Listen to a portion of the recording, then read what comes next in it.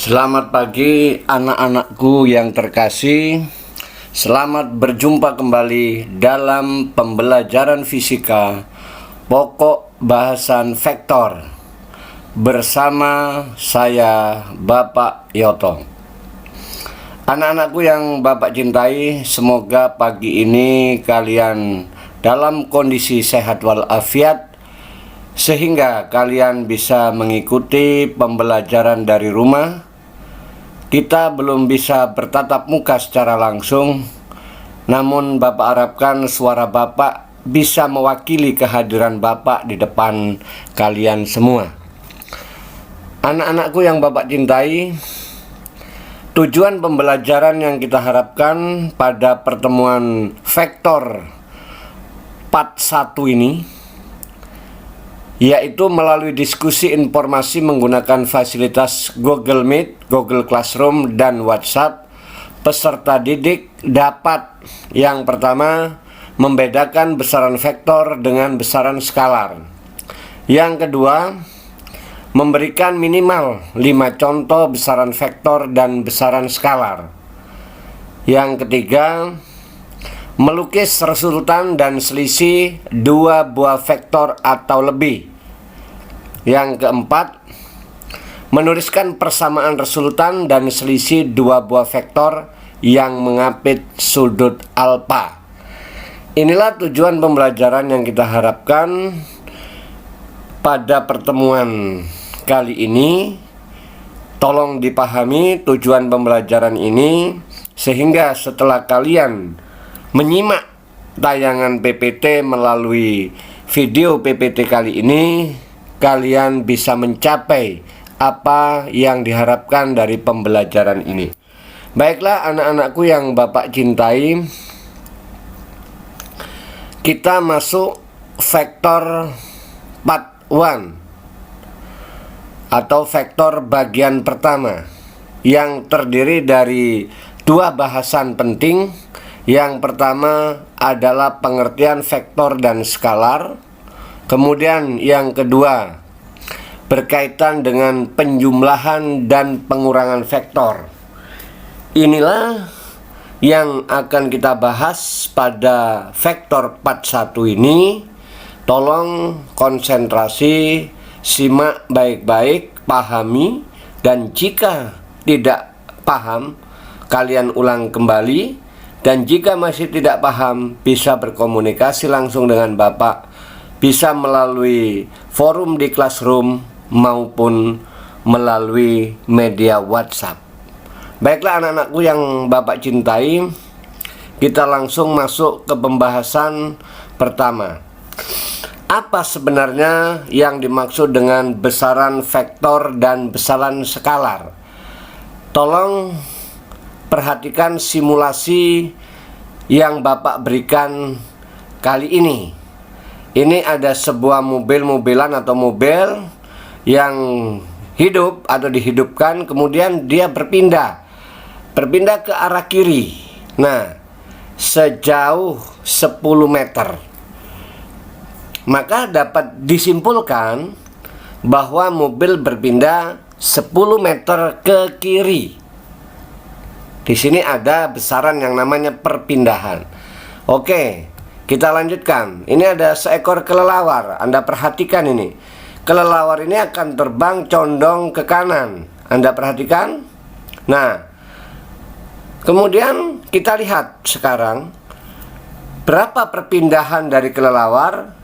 Garis merah ini ternyata tidak datar, tetapi membentuk sudut. Maka kita buat sumbu X-nya. Nah, kita ukur besar sudutnya kurang lebih, setelah kita pakai acuan sumbu X, kurang lebih sudut yang dibentuk ini adalah 30 derajat. Ya, 30 derajat terhadap sumbu X. Maka dapat disimpulkan bahwa perpindahan kelelawar atau kelelawar bergerak 15 meter arah 30 derajat dari sumbu X. Nah, itu perpindahan kelelawar.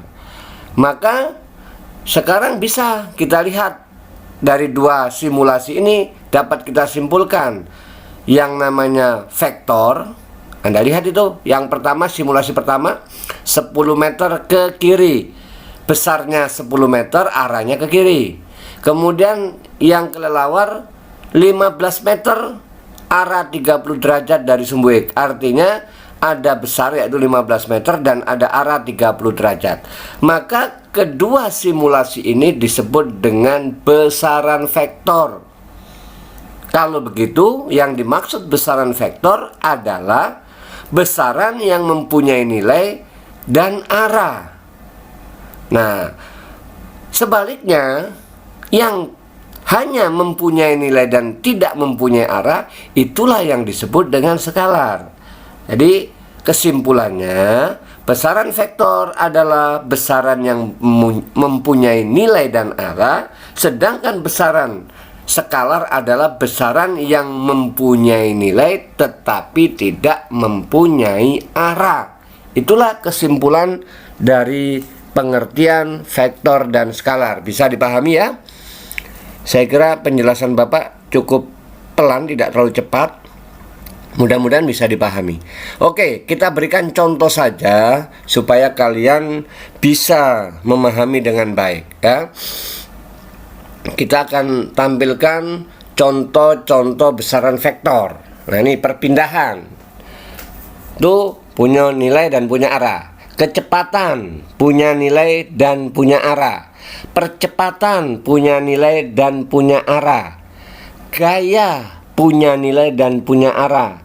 Momentum punya nilai dan punya arah. Dan masih banyak lagi, misalnya berat punya nilai dan punya arah. Karena berat itu arahnya ke pusat gravitasi, yaitu pusat bumi. Nah, perpindahan ini contohnya adalah anak yang berjalan ya. Anak yang berjalan itu bisa mengalami perpindahan. Nah, nih, ini artinya perpindahan. Jadi anak ini berpindah sejauh 20 meter ke kanan. Nah, misalkan ada seekor anjing bergerak ya. Anjing ini bergerak ke kanan. Nah, berapa kecepatannya? Misal, kita misalkan saja kecepatan anjing ini adalah 5 meter per sekon ke kanan. Nah, ini nilainya 5 meter per sekon, arahnya ke kanan. Kemudian yang percepatan apa? Biasanya percepatan tuh harimau ngejar mangsa. Itu kecepatannya bertambah terus. Setiap waktu kecepatannya bertambah. Maka dia punya percepatan. Harimau atau cheetah atau sejenisnya lah. Itu kalau dia bergerak semakin lama semakin cepat karena akan mengejar mangsa. Nah, ini kita ambilkan contoh saja. Misalnya percepatannya 10 meter per sekon kuadrat ke kanan. Jadi besar percepatannya 10 meter per sekon kuadrat, arahnya ke kanan. Kemudian gaya, misalkan ada balok didorong ya atau ditarik.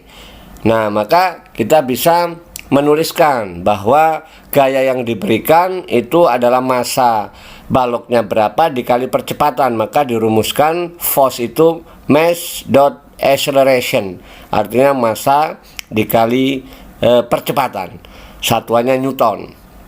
Itu contohnya. Kemudian momentum itu sama, hampir sama, itu massa dengan kecepatan. Misalkan ada bola massanya M dilempar ke kanan dengan kecepatan V, maka momentumnya P sama dengan M kali V. Satuannya apa? Tinggal masukkan, M-nya kilogram, V-nya meter per sekon. Maka satuan momentum kilogram meter per sekon. Inilah contoh-contoh vektor, nak.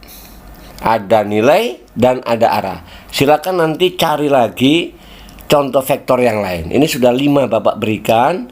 Minimal 5 ini mengerti. Atau Anda bisa cari lagi yang lain, contoh-contoh dari besaran vektor. Oke anak-anakku, kita akan bandingkan dengan skalar ya. Ini contoh vektor, Mak Mano contoh skalar ya. Oke, kita lihat ya. Perhatikan contoh-contoh skalar. Apa? Jarak, kelajuan, perlajuan, usaha, energi, dan lain-lain. Dan lain itu bisa daya. Kemudian apa lagi? Massa, volume. Wah, masih banyak sekali yang lain. Jarak itu tidak punya arah. Jarak itu hanya punya nilai. Misalnya jaraknya 1 kilo. Nah, tidak ada itu arahnya karena jarak rumahmu ke sekolah. Itu contoh skalar. Tetapi kalau kamu pindah dari rumahmu ke sekolah, itu baru vektor perpindahan. Kelajuan tidak ada arahnya. Contohnya apa yang ditunjukkan di speedometer. Itu tidak terpengaruh arah. Kalau 60 km per jam, itu namanya kelajuan, bukan kecepatan, ya.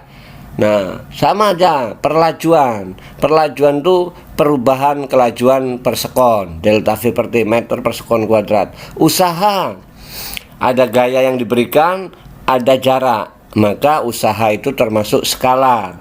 Energi misalnya ada dua, ada energi potensial, MGH, massa kali percepatan gravitasi kali height, ketinggian, satunya joule. Kemudian ada energi kinetik, EK setengah MV kuadrat. Ini contoh-contoh skalar. Jadi Anda cukup mencireni kalau bahasa Palembangnya, atau lihat cirinya. Kalau skalar dia pasti tidak punya arah, tetapi kalau vektor dia punya arah. Itu saja, mudah. Oke, paham ya? Saya kira penjelasan Bapak bisa dipahami. Kita lanjut anak-anakku, ya. Kita lanjut dengan pembahasan berikutnya. Nah, jadi kalau kita buat peta konsepnya anak-anakku, besaran fisika itu yang saat ini kita bahas itu dibagi dua, yaitu besaran vektor dan yang kedua besaran skalar. Lihat panah ke bawahnya, bawah ke bawahnya ini vektor itu punya nilai, punya arah, sedangkan skalar itu hanya punya nilai saja. Ini dapat disimpulkan semacam itu. Oke, kita lanjutkan dengan pembahasan yang lebih lanjut, bahwa kita ini akan melihat notasi sebuah vektor, ya. Bagaimana cara menuliskan atau menggambarkan vektor? Nah, lambang atau gambar anak panah itu melambangkan sebuah vektor. Misalnya seperti ini, OA, maka ini vektor OA. OA itu menunjukkan panjang dari O ke A, itu menunjukkan panjang vektor atau besar vektor. Sedangkan arah panahnya ke kanan itu menunjukkan arah. Nah, maka sebuah vektor bisa dituliskan berbentuk huruf. Misalnya, kalau Anda menulis pakai huruf kecil dengan tebal, nah tebal begini, atau di bold, kalau dalam bahasa komputernya pakai bold begini, boleh ini vektor A, ya. Huruf kecil ditebalkan. Sedangkan kalau huruf kecil tidak tebal, maka di atasnya dikasih tanda panah. Ini cara menuliskan sebuah vektor. Oke, kita lanjut ya. Oke, kita lanjut. Nah, sekarang kita masuk operasi vektor. Nah, tolong perhatikan di sini cara yang Bapak sampaikan di dalam menjumlahkan vektor. Coba perhatikan gambar ini. Kita akan menggunakan metode yang paling mudah. Yang pertama yaitu metode segitiga. Nah, ini ada vektor A dan vektor B. Perhatikan. Yang biru ini adalah vektor A, yang merah vektor B. Pertanyaannya, lukis resultan dari A plus B, atau vektor A ditambah vektor B, atau sebaliknya B ditambah A. Maka caranya seperti apa? Karena ini cara segitiga, cara satu ini, kita bisa tuliskan dulu A kita gambar lagi, kemudian kita letakkan ini, letakkan yang B ini di ujung sini, di ujung A, sambungkan dengan arah yang sama. Nah, di sini ya, letakkan. Nah, seperti itu, disambung, jadi A disambung ke B.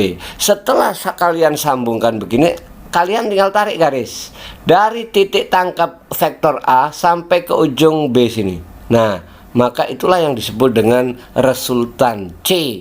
Jadi secara matematik ditulis C sama dengan A plus B, atau A plus B sama dengan C. Ini cara pertama. Cara yang kedua anak-anakku, seperti ini ya. Nah, ini dibalik sebenarnya, B ditambah A. Nah, ini sama komutatif sifatnya. Jadi ini sebenarnya B ditambah A karena A-nya diletakkan di ujung B. Nah, tapi nilainya sama. Tinggal tarik dari B ke A. Nah, tuh C sama, hasilnya sama.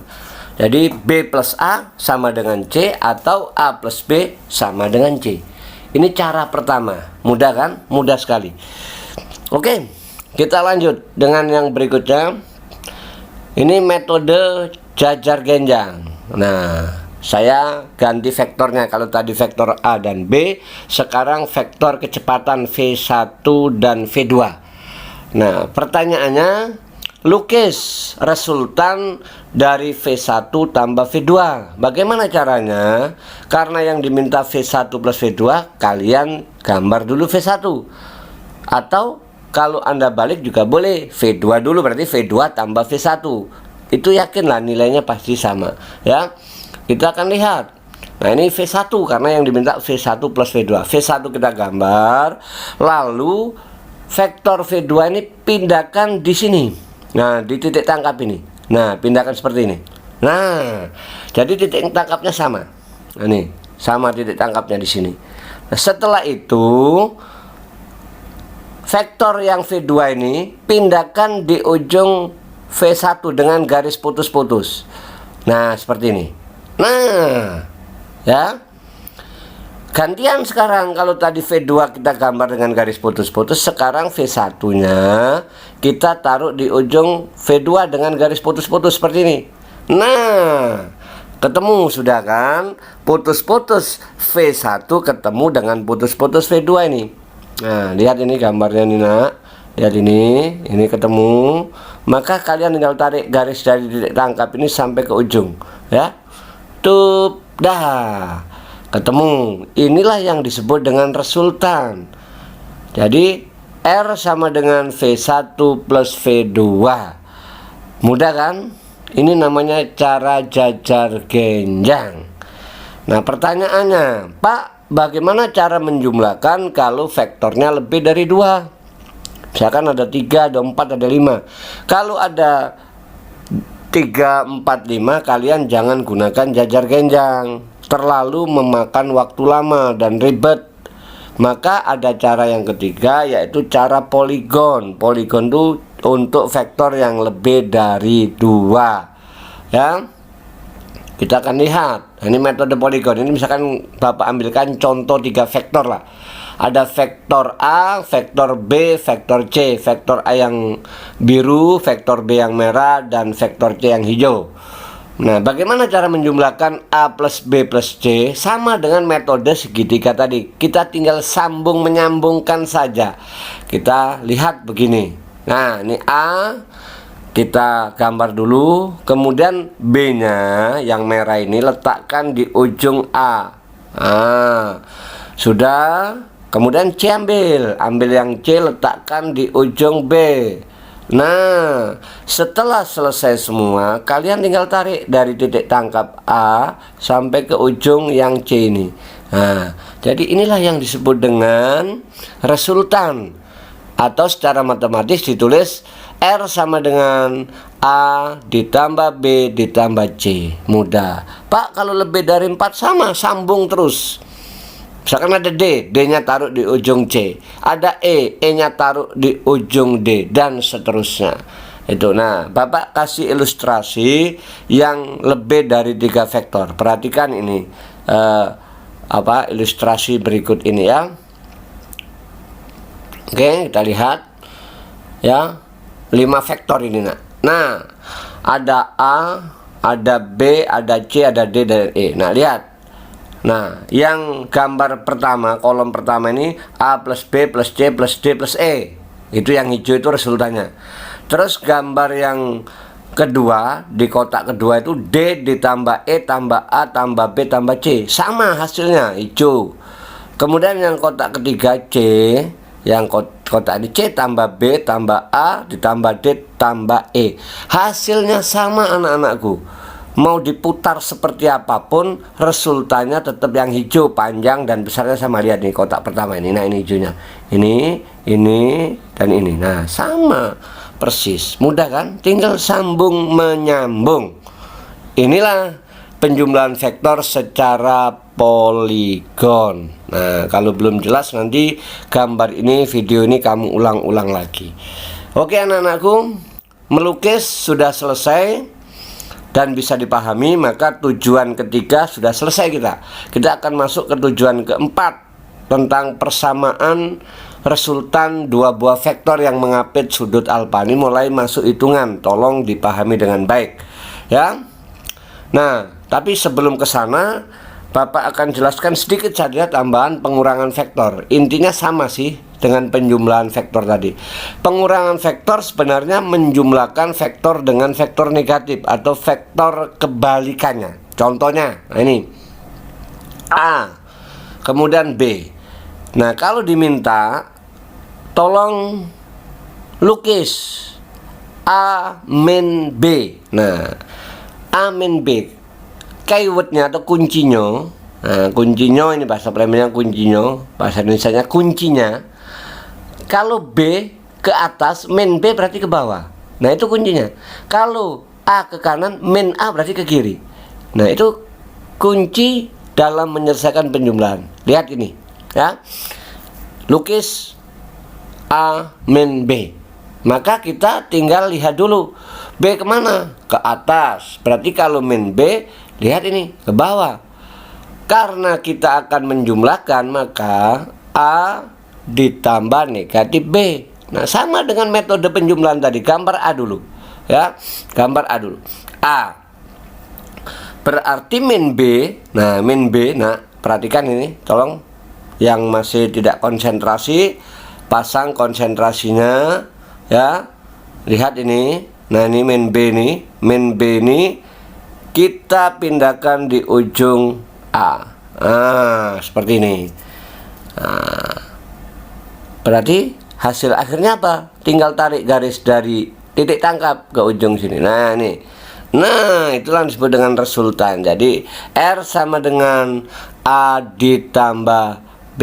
Secara matematis ditulis R sama dengan A min B, itu sama saja dengan vektor A ditambah negatif vektor B. Nah, mudah, sangat mudah. Anda perhatikan dengan baik. Ini jadi kalau Pak, bagaimana kalau lebih dari 2, 3, 4, 5 sama dengan yang pertama dipakai metode poligon. Kalau misalkan A min B min C, berarti lihat C-nya dulu. Kalau C-nya ke atas, min C ke bawah. Kalau C-nya ke kanan, min C berarti ke kiri. Begitu seterusnya. Mudah dipahami. Oke, setelah penjumlahan dan pengurangan sudah, sekarang kita tinggal melihat rumusnya. Ya. Nah, ini menentukan rumus resultan dua buah vektor ini pakai aturan matematika. Saya tidak akan jelaskan matematikanya, nanti tanya aja dengan guru matematik atau lihat referensi di dalam matematika. Intinya ingat saja rumus jadinya ini, nanti baru pelajari matematikanya. Oke, ini ada V2, ada V1.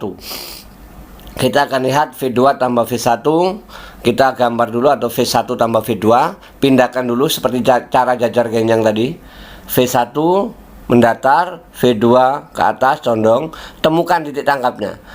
Baru buat garis putus-putus seperti yang Bapak ajarkan di pertama tadi. Nah, setelah ketemu, tarik resultannya. Nah, lihat. Perhatikan nak, antara vektor V1 yang biru dengan vektor V2 yang merah ini, Anda lihat ini, biru ke merah ada sudut. Nah, ini ada sudut yang dibentuk. Nah, ini sudutnya ya, sudutnya ini, perhatikan. Nah, itu ini kita berikan simbol alfa. Nah, alfa. Jadi alfa itu sudut yang dibentuk antara V1 dengan V2. Kalian lihat lagi gambar, coba perhatikan lagi yang masih belum memperhatikan ini. Lihat, antara biru ke R itu ada sudut juga. Antara R ke merah ke V2 ada sudut. Maka kita kasih simbol alfa 1 dan alfa 2. Kita lihat. Nah, ini kita sebut alfa 1 antara R ke V2. Kita sebut alfa 1. Kemudian antara V1 ke R kita sebut dengan alfa 2. Nah, lihat itu. Nah, sudut alfa ini, nah ya, sudut alfa ini adalah sudut antara V1 dengan V2. Maka kalian perhatikan cara aturan matematikanya. Kalau ini biru ini kita tarik garis putus-putus ke kanan ini. Nah, ini lupa tidak saya gambar. Maka yang sama dengan alfa di sini. Nah, berarti dari yang hijau ke biru ini 180 derajat min alfa. Nah, dengan aturan kosinus, maka kita bisa tentukan rumus. Ingat aja rumus, rumus R ini yang ungu ini, R ini apa rumusnya? Ini rumusnya. Nah, dengan menurunkan matematikanya, maka kita dapatkan rumus bahwa resultan itu adalah V1 ini dikuadratkan ditambah V2 dikuadratkan ditambah 2V1 V2 dikali kosinus sudut alfanya. Kosinus sudut alfa. Nanti kita bahas tentang cos dan sin di vektor bagian kedua. Nah, ingat rumus ini. Ini namanya penjumlahan. Pak, bagaimana kalau pengurangan? Kalian tinggal ganti nih tanda plus yang di tengah ini. Tinggal ganti dengan min kalau pengurangan. Jadi V1 kuadrat tambah V2 kuadrat min 2V1 V2 cos alfa itu kalau pengurangan. Ini namanya penjumlahan dua buah vektor. Ingat rumus ini, jangan lupa. Don't forget. Oke? Ingat itu, remember. Jangan lupa itu, don't forget. Maka supaya tidak lupa harus ingat. Lanjut. Aturan sinus. Nah, ini ada aturan kosinus, aturan sinus. Aturan kosinus itu untuk menentukan resultan, aturan sinus untuk menentukan arah. Misalkan ditanya arah, kemana arah R? Tergantung Anda mengukurnya dari mana. Kalau diukur dari V1, maka kita melibatkan alfa 2. Ingat, di depan alfa 2 ini sudutnya adalah V2. Nah, ini V2 ini adalah sisi di depan alfa 2. Sedangkan V1 ini yang biru ini sama ya. Yang biru ini sama dengan hijau putus-putus atas nih. Nilainya sama V1. Yang merah ini sama dengan hijau putus-putus yang kanan. Nilainya V2. Maka sisi yang di depan alfa 1 itu adalah V1. Sisi yang di depan alfa 2 itu adalah V2. Sisi yang di depan alfa itu sama dengan R. Maka kita pakai perbandingan sudut. R dibagi sisi depannya yaitu sin alfa. Maka pakai rumus ini dapat. Nah, R dibagi sin alfa sama dengan, lihat ini, V2 ini. V2 berarti sudutnya mana? Ini alfa 2. Nah, V1 mana ini? Berarti sudutnya alfa 1. Maka kita dapatkan rumus matematikanya. R dibagi sin alfa sama dengan V2 per sin alfa 2 sama dengan V1 per sin alfa 1. Dimana R itu besar resultan, V1 dan V2 besar vektor V1 dan V2, alfa sudut antara V1 dan V2. Inilah anak-anakku rumus resultan dua buah vektor. Supaya kalian paham penggunaannya, maka pada kesempatan ini Bapak akan berikan contoh soal. Lihat ke sini ya, kita akan berikan contoh soal. Tetapi karena soal ini melibatkan sudutnya macam-macam, sudut istimewa, maka Bapak berikan informasi harga sudut istimewa. Nah, ini 0 derajat, kalau sudutnya 0 maka harga sinnya 0, harga cosnya 1. Kalau sudutnya 30 derajat, harga sinnya setengah, harga cosnya setengah akar 3. Demikian seterusnya. Kalau 45 setengah akar 2, cosnya setengah akar 2. Kalau 60 sinnya setengah akar 3, cosnya setengah. Kebalikan aja nih, lihat ini kebalikan. Kalau 90 sinnya 1, cosnya 0. Kalau 120 setengah akar 3 itu sinnya, maka cosnya min setengah. 180 derajat 0 sinnya, cosnya min 1. Ini sekedar informasi, nanti di vektor part 2 saya kasih lebih lengkap. Ada dua tabel, nanti ada yang sudut 37, ada sudut 53, 150 derajat dan seterusnya. Ini hanya sekedar informasi untuk contoh soal di bawah ini. Oke, lanjut. Ini contoh soalnya, nak. Nah, dua buah vektor gaya besarnya 6 Newton dan 4 Newton saling mengapit sudut alfa. Hitunglah resultan dan selisihnya jika alfa 0 derajat, alfa 60, alfa 90, alfa 180. Oke, langsung kita jawab saja biar cepat ya, karena waktu kita terbatas. Diketahui F1 6 Newton, F2 4 Newton, itu diketahuinya. Kemudian ditanya apa? Resultan berarti F1 tambah F2. Selisih berarti F1 min F2. Jadi ada dua yang ditanyakan, resultan dan selisih. Kita jawab resultannya dulu. Jawab. Ini untuk resultan F1 tambah F2 dulu. Berarti alfa 0 derajat. Yang pertama tadi. Kita masukkan rumusnya, nak. R atau F1 plus F2 sama dengan rumusnya. Ingat rumusnya plus ya. F1 kuadrat, ininya plus ini. Ditambah F2 kuadrat tambah 2 F1 F2 cos theta. Ini theta kurang garis ini, cos theta ya, cos alfa. Karena alfanya 0 derajat maka cos 0. Masukkan. Nah, F1 plus F2 6 kuadrat tambah 4 kuadrat tambah 2 kali 6 kali 4 kali cos 0. Cos 0 tadi harganya 1. Masukkan, kita akan dapatkan angka 6 kuadrat 36, 16 kuadrat 4 kuadrat 16 ditambah 2 kali 6 kali 4 48. Maka hasilnya F1 tambah F2 akar 100. Maka kita lihat F1 plus F2 resultannya 10 Newton. Mudah kan? Tinggal masukkan rumus. Nah, karena sudutnya 0, nah sebenarnya kita bisa pakai cara kedua, cara cepat ini. Karena sudutnya 0, tinggal jumlahkan aja. Karena sudutnya 0 derajat maka bisa digunakan cara kedua, yaitu R F1 tambah F2. F1 nya 6, F2 nya 4. Maka R sama dengan 10 Newton. Langsung ini. Kenapa? Karena sudutnya 0. Nah, oke. Lanjut, sudut 60 derajat. Tinggal masukkan rumusnya saja. Sama. Cosnya cos 60. Berarti kita tinggal masukkan 6 kuadrat 4 kuadrat, cosnya 60. Cos 60 itu 0,5 atau setengah. Tinggal masukkan lagi, dapatlah angka ini. Nanti pelajari lagi ya, supaya lebih cepat. Akar 76. Nah, 76 ini bisa disederhanakan anak-anakku, yaitu berapa? 4 kali 19. Berarti hasil akhirnya bisa ditulis 2 akar 19 Newton. Itu kalau sudutnya 60 derajat. Oke? Bisa dipahami ya? Bisa, saya kira bisa. Nanti diulang-ulang lagi. Lanjut. Kita akan jawab yang C, alfa 90 derajat. Nah, masukkan cos 90. Sama nak caranya. Cos 90 itu 0. Semua bilangan dikalikan 0, ya 0. Maka hasilnya 36 ditambah 16. Maka sama dengan akar 52. Nah, ini bisa disederhanakan. Yang bisa disederhanakan, tolong disederhanakan. Berarti 52 itu 4 kali 13. Berarti 2 akar 13 Newton. Itu hasil akhirnya. Atau karena ini sudutnya 90 derajat, langsung kita pakai Pitagoras saja. Ya, sudut 90 derajat. Maka bisa digunakan cara kedua, yaitu langsung pakai rumus Pitagoras. Jadi resultan sama dengan F1 kuadrat tambah F2 kuadrat. Berarti 36 tambah 16 sama dengan akar 52. Berarti 2 akar 13 Newton. Mudah. Oke. Yang terakhir untuk penjumlahan sudut 180 derajat. Tinggal ganti aja cosnya ya.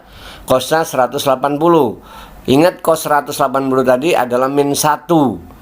Nah, min 1 berarti kita tinggal masukkan 36 ditambah 16 min 48. Maka dapat akar 4 sama dengan 2 Newton. Karena sudutnya 180 derajat anak-anakku, langsung bisa gunakan cara kedua. Ingat 180 derajat itu adalah berbeda berbalik arah. Maka kita tinggal kurangkan saja cara keduanya, yaitu F1 min F2. 6 dikurang 4, 2 Newton. Nah, mudah ya. Pak, kalau ulangan boleh enggak Pak pakai cara kedua? Boleh saja. Kalau ada yang pendek, kenapa kita harus mencari yang agak ribet panjang? Supaya kalian paham saja ini. Jadi Bapak kasih alternatif gambaran mengenai jawaban ini. Oke, kita selesai resultannya, kita tinggal lihat selisih. Oke, kita lihat selisihnya nak. Hitung selisih alfa 0, masukkan rumusnya. Ingat, ganti. Jangan lupa rumusnya, jangan lupa yang tengah ini jadi min. Ini min ini. Karena selisih. Masukin. Nah, masukkan lagi, dapat 36 tambah 16 kurang 48. Maka sama dengan 4 akar 4 sama dengan 2 Newton. Karena sudutnya 0, ini ingat selisih. Kalau selisih penjumlahan dengan min, ingat itu ya. Maka sama saja dengan F1 ditambah min F2.